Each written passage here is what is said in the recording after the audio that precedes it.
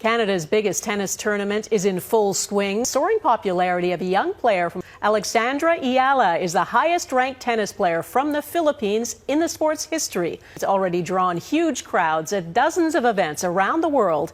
Kagulat World, pagkatapos pabagsakin ang dalawang Amerikanang sina Jessica Pegula at Alicia Parks sa magkasunod niyang singles matches. Isa na namang American player ang nakaharang sa nagbabagang kampanya ni Alex Ayala, si Katie McNally. Mainit ang ating Pinay tennis sensation. Fresh mula sa pinakamalaking titulo ng kanyang career sa Washington, umakyat siya sa career-high world number 20, ang kauna-unahang Filipina na nakapasok sa WTA Top 20. At pagdating sa Toronto, parang wala siyang balak magpreno. Sa kanyang opening match sa National Bank Open, pinabagsak niya si Alicia Parks sa score na 6-1, 4-6, 6-2. Hindi lang basta panalo, 14 breakpoint opportunities ang ginawa ni Alex at 5 rito ang kanyang na-convert. Kahit bumawi si Parks sa second set, bumalik si Alex na mas agresibo sa deciding set. Pero huwag maliitin si McNally. Ang American ay kagagaling lamang sa nakakagulat na 7-6-5, 6-1 upset kontra reigning Wimbledon champion Linda Noskova. Mula sa 1-5 deficit sa opening set, bumangon si McNally, nagligtas ng 2 set points at nanalo ng 12 sa huling 14 games. Kaya ito ang tanong, kaya bang pigilan ni McNally ang Ayala Express? O siya na ang magiging third straight American victim ni Alex? Dahil kung confidence at momentum lang ang pag-uusapan, Alex ngayon ang isa sa pinakamapanganib na makaharap sa buong WTA Tour. Ibang klase na talaga ang aura ni Alex ngayon. Hindi na ito yung dating kuwento na sana makakuha siya ng upset.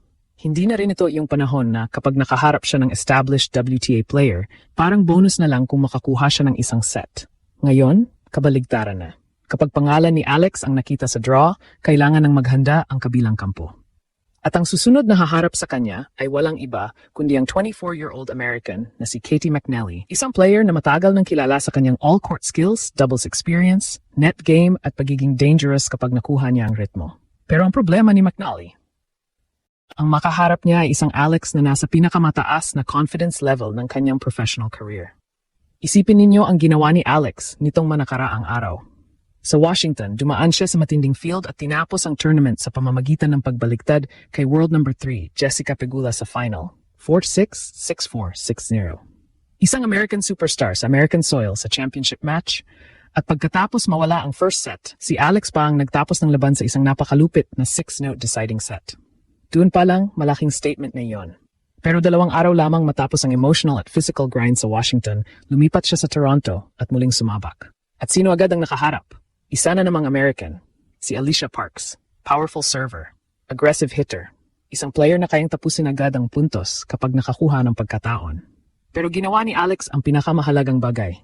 Hindi niya hinayaang diktahan ni Parks ang buong laban. Sa first set, halos kinontrol ni Alex ang baseline exchanges. Mula 1-all, nanalo siya ng 5 sunod na games para kunin ang set, 6-1.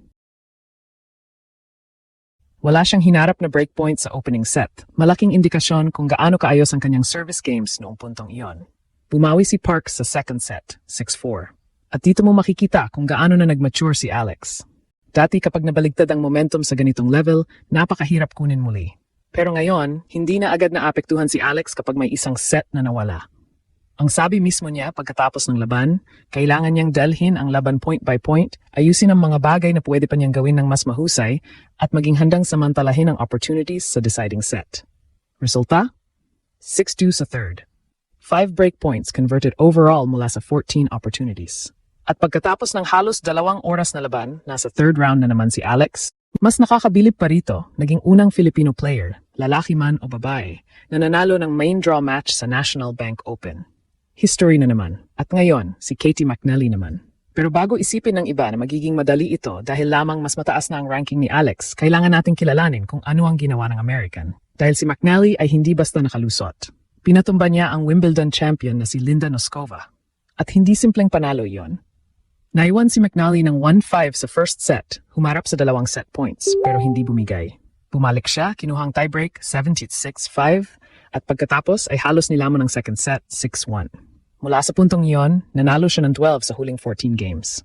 Yan ang klase ng opponent na naghihintay kay Alex. Matapang, walang quit. At ngayon ay may sariling confidence pagkatapos pabagsakin ng isang Wimbledon champion. Ang upset kay Noskova ay second career top 10 victory ni McNally at nagbigay sa kanya ng career-high 22 WTA level wins ngayong season. Kaya hindi ito simpleng David versus Goliath. Ito ay dalawang players na parehong nagbabaga, pero may malaking difference. Si McNally ay naghahanap ng breakthrough run. Samantalang si Alex, nasa gitna na siya ng breakthrough explosion at dito nagiging napaka-interesante ng laban. Dahil stylistically, may mga armas si McNally na pwedeng gumawa ng problema kay Alex. At 5'11", may natural reach ang American. Comfortable siya sa net dahil sa kanyang malawak na doubles background at kaya niyang baguhin ang rhythm ng rally sa pamamagitan ng variety. Hindi siya iyong opponent na puro baseline slugging lamang. Kaya ang objective ni Alex ay simple pero mahirap gawin. Huwag hayaang maging comfortable si McNally.